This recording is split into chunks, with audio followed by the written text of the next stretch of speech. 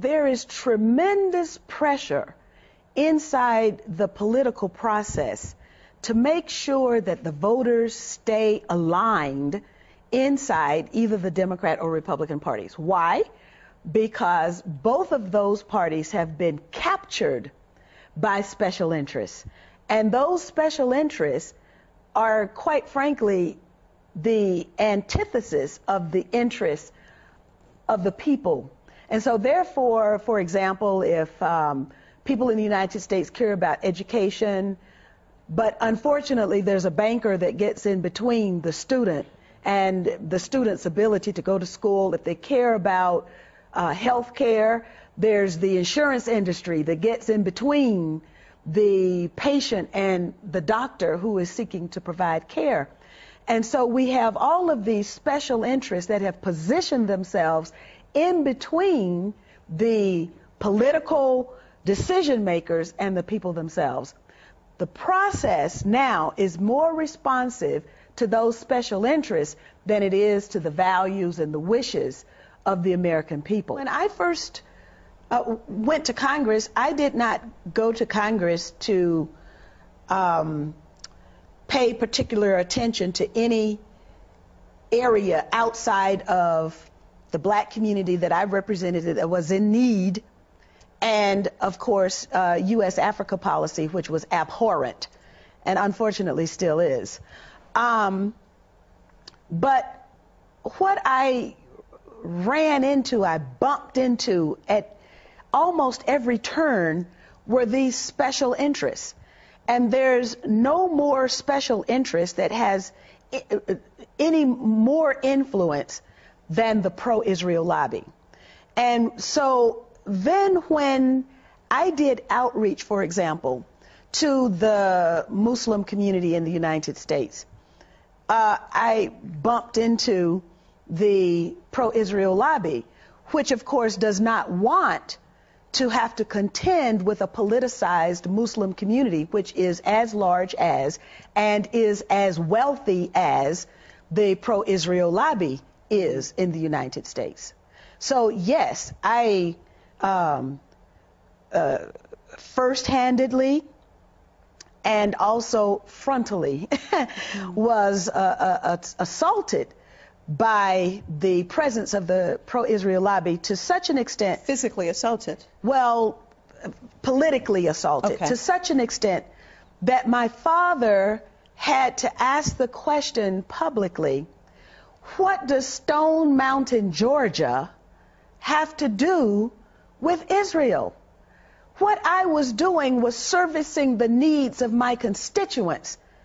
And I was not allowed to do that because I did not toe the line on U.S. policy for Israel. What line is that they wanted? Were you told directly that you had to toe a line, or explain that to me? Well, every candidate for Congress at that time had a pledge. They were given a pledge to sign. And I was new on the scene. And so the pledge had Jerusalem as the capital city, the military superiority of Israel. American Congress people have to sign this pledge.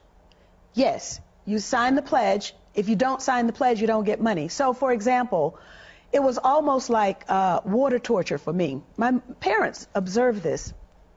I would get a call, and the person on the other end of the phone would say, I want to do a fundraiser for you. And then we would get into the planning. I would get really excited because, of course, you have to have money in order to run a campaign. And then 2 weeks, 3 weeks into the planning, they would say, did you sign the pledge? And then I would say, no, I didn't sign the pledge. And then my fundraiser would go kaput. I made it public. This probably nobody had said anything about it. But I made it public, and then, you know, the excuse was, well, you know, those were just overzealous advocates for Israel. So then the tactic changed. And but this is what is done for 535 members of the United States Congress. 100 senators, 435 members of the House of Representatives have to now write a paragraph, which basically says the same thing. So it's not a pledge, but it's a paragraph, and you post it, and, you know, there are these forums you have to go to at the synagogues or whatever.